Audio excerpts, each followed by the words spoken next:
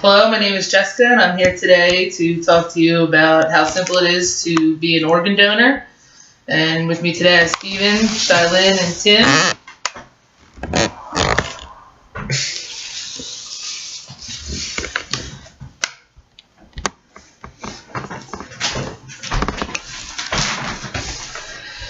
Today we're here to talk about, I'd like to share to you how simple it is to be an organ donor. And we are in need of a lot of organ donors. So hopefully today you will make the right decision to give someone the ultimate gift while you're still on this earth or after you have left this earth.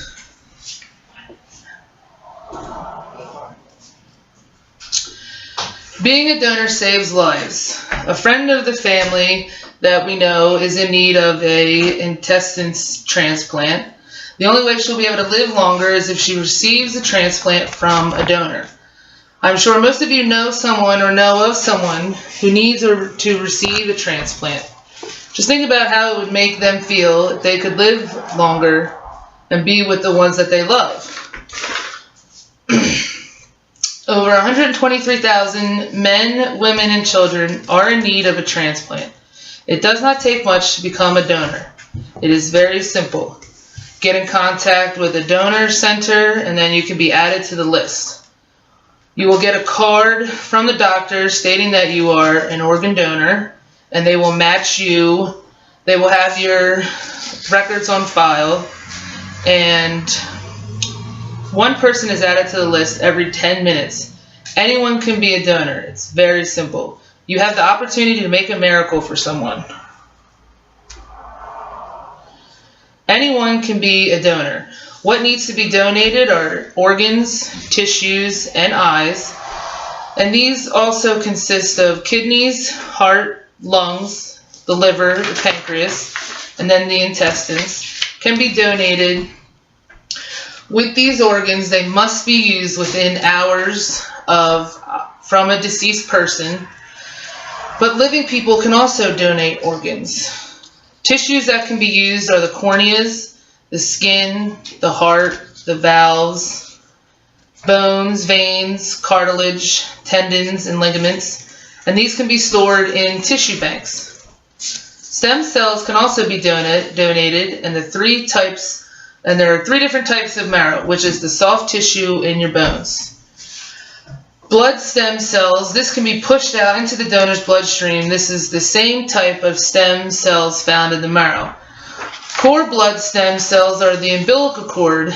Blood and platelets can be donated more than once. In fact, every 56 days you can donate blood, and every 4 weeks you can donate platelets. What it takes to be a donor. And we'll talk about how donors are in short supply, and one donor can save up to 8 lives or more. It is very simple to be a donor. Like I previously stated, one donor can save up to 8 lives, and as many as 50 people can be saved or improved from one donor. It does not take much to become a donor. It is very simple. Get in contact with the donor center, and then you can be added to their list. Anyone can be a donor regardless of age. Blood and tissue type are done by a test, and it's likely to be compatible. Your background does not matter. You're never too old to be a donor. And there are donors needed from every nation as well. Even if you have a medical condition, this does not rule you out. The doctors will do testing to see if you can still donate. Organs are not matched based on race or ethnicity, and people of different races often match each other. People of the same background will have a better chance of receiving an organ. There are large numbers of donors from their ethnic background. This is due to the compatible blood types and tissue types.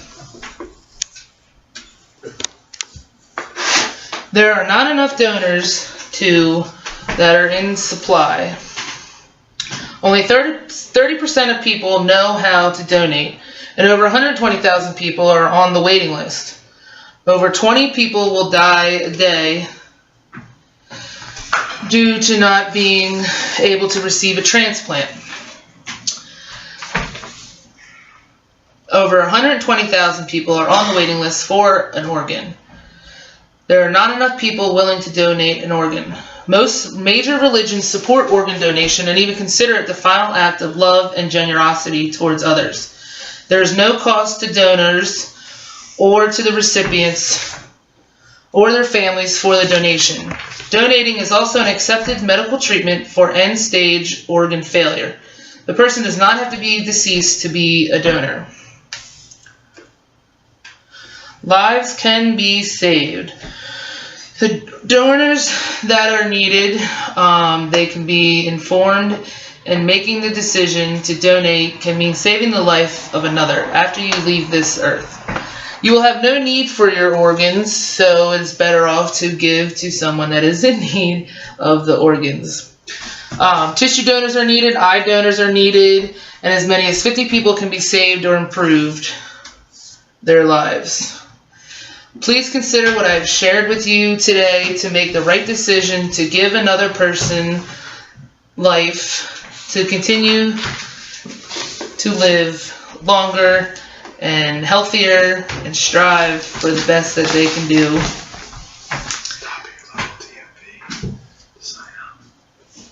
You can go to donor.org and receive additional information on how to donate. Sign up on the list, and WebMD will give you additional information on more information that you might want to follow up on if you have any other questions regarding how to become a donor. You can go to your TMB and get signed up. And go to your local donating center, speak with your doctor, your family members, and make the decision to give life back to another one.